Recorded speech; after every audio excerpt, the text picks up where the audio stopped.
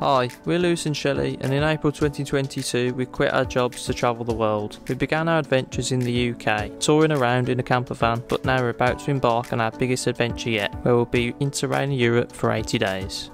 Just absolutely mental here. We don't have a plan on where we're going, but then again we never do. We've booked a 3-month global Interrail pass and are hoping for a summer of cities, beaches, lakes and lots of hidden gems in between, all whilst being on a shoestring budget. Join us as we document our entire adventure and see where our Interrail journey takes us this summer.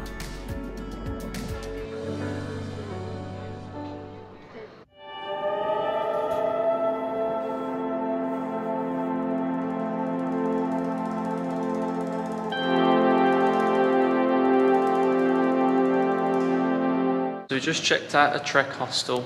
It was a really nice hostel, this one. Nice and chilled, but we still met people as well. So Shelley's just adjusted her backpack as well, so she's a bit happier today. It's not hurting. Seems to be working for her a little bit, so. I knew that I just needed to adjust it, but yeah, it's took me far too long to work out how to do it. Yeah, we'll see how she gets on anyway. But we're just going to head back into Ghent and have a look at the last few things whilst we've got our backpacks on, and then we're going to head to Bruges. It's not actually very far away from here, it's only like half an hour on the train. We're going to check in there at Snuffle Hostel. Can't really remember what it's like there, but all of the ones we booked have got good ratings. And the hostel this morning had free breakfast, so we're both full. Well, I'm full, so I'm happy today. Yeah, for me it was a bit awkward just of my gluten intolerance and stuff, so I just had 3 eggs. Gluten intolerance with continental breakfast is not a good combination, really, is it? No, so I couldn't have like the cornflakes and stuff. Still better than nothing. Yeah. And I'm happy. So we're just heading towards Graffiti Street, literally in the city centre. I was expecting more like murals, but it is actually what it says on the tin, graffiti, but still quite nice, so isn't it? Well, did you not think it was going to be graffiti on Graffiti Street? Don't know.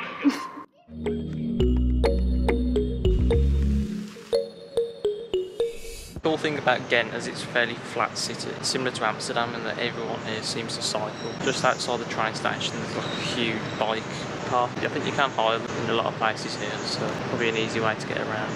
So after quite a bit of walking, a train, a bus and a bit more walking, we're in the centre of Bruges. Just going to drop our bags off and check into the hostel.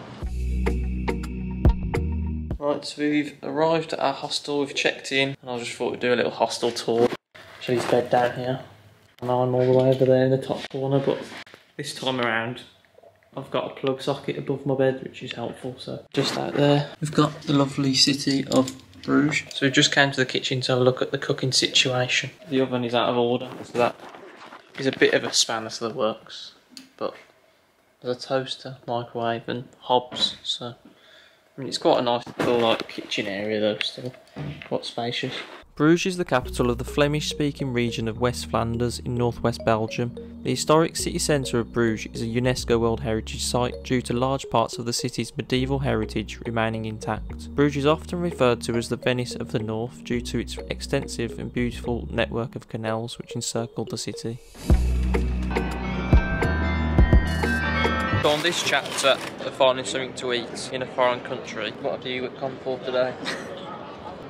So Shirley's gone for like a whole baguette, prosciutto with a whole baguette. I've had a chocolate croissant and some chicken skewers, a bag of peanuts. It's becoming a bit of a problem, to be quite honest. The supermarkets just aren't the same here really, because they're like smaller supermarkets as well, so the selection they have is quite small. Yeah, we just got to make do with what we've got, I think, at the moment. So we're just waiting for my Too Good To Go bag. Got it from a place called Bruges Pizza House. Look at the menu, and the menu's actually like quite expensive. So how much did you pay for it? I've only paid €3.50. Let's see what it looks like. So for €3.50, they've even included sauces in there. So it's a falafel wrap or pita with extra sauce. Don't think I can really complain for €3.50. We've just been back at the hostel having our daily late afternoon nap. We're just heading on out now to Bruges city centre. I mean, we're only like a 5-minute walk away anyway, so gonna have a look at a few of the sites, see what's going on. Maybe try one Belgian beer from somewhere. It's hard not to really sometimes. feels very medieval here.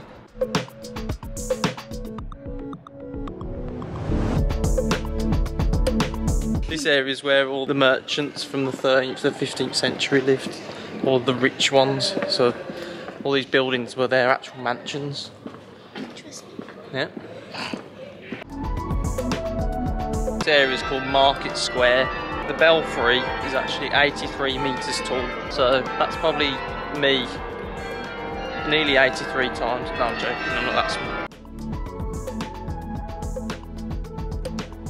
The belfry was used to store a lot of the Flemish cloth. I'm guessing it must have been quite a prized possession for the merchants back in the day.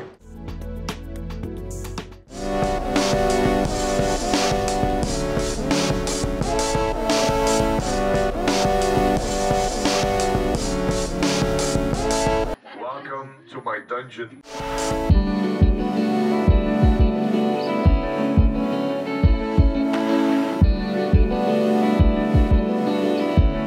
Hello, so today we've been on a boat tour along the canals. Just had a bit of a stroll around in general, really. Quite a slow paced day. So we've just come to the Kissy Bridge. It's actually called the Bonifacius Bridge, so, but I think colloquially it's called the Kissy Bridge. Apparently a place where a lot of people get like engaged and stuff, so Shelley's probably getting some ideas. But so we've been to a monastery, that was really nice, although we had to keep quiet just to be respectful. But yeah, I'm gonna carry on. Today we've been touring Bruges with Chris. He has his own YouTube channel. It's called Chris Creates the World. Go check him out. We met him in Ghent.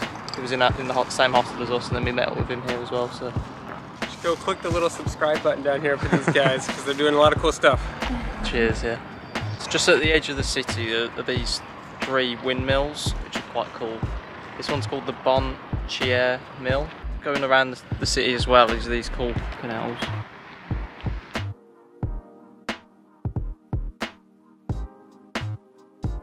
So at this windmill you can actually climb up for €4. So in today's chapter of finding food abroad, Shelley's got a Too Good To Go bag from a hotel in the city centre. How much did you pay? €2.99. €2.99. And they basically just gave us a whole bag of bread and croissants, pan of chocolates, Yeah. and all sorts. So Bacon, sausage, eggs. yeah, enough for the whole family in this bag. We're just on the way back to the hostel now. We've had like a really nice chilled day because it's been quite hectic since we kind of left home, really. Taking it a bit slower. We've seen all the sights again. They're all quite local to one another, really. Within a short walk. Do a bit of planning, I think, of what our future trips are going to be, and then probably come out a bit later and get some food and stuff. So I need to eat my egg and my bacon and my croissants. Yeah. My two food together. Shelley's still got plenty to feast on. Food to last me probably 2 days. What are you doing on this wall then? Just looking, just looking for frogs. Oh yeah. Look at these lily pads. I think it is a bit of a myth that frogs live on lily pads. All summer that we've seen lily pads, there's never been any frogs. No.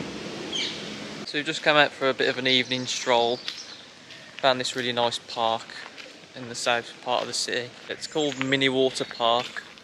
It's really nice and peaceful. Just reflecting a little bit on this Belgium tour because we're sort of passing on into France tomorrow. So, but I love Belgium. yeah, we really like it. A place which we wanted to go to, but we didn't really look into too much before we came. But it's been really worth coming. We've really liked it here. We've met lots of nice people here. Yeah, everyone's really nice. It's not too expensive here either. Like, it's better than the Netherlands price-wise. All the hostels we've stayed in have been really nice too. Yeah, yeah. We've not had a bad hostel experience, which is what I was most scared about when we came here. Like, I was a bit worried about staying in hostels, but Yeah, but they've all been really nice. yeah, it's like put my mind at ease now going forward. Like, feel more relaxed about it. Yeah. So tomorrow we're going to get a train probably in the morning to Lille in France, yeah, so our second country of the tour. And then we'll be going to Paris. Paris, yeah. Say. Yeah, I think so. or Paris, as we say it in English. We were trying to plan a bit of the trip beyond that. We didn't really get very far, but eventually we'll come to a conclusion.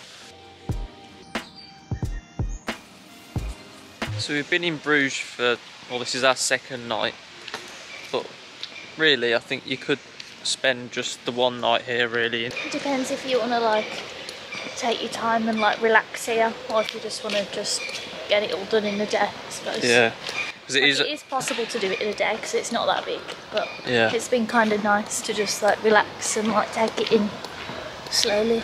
Yeah, because it is just generally really peaceful here. I don't know if it's because it's like midweek as well, but on the weekends maybe it's a bit more busy with tourists and stuff like us, but more of us. But yeah, it is doable probably in one night.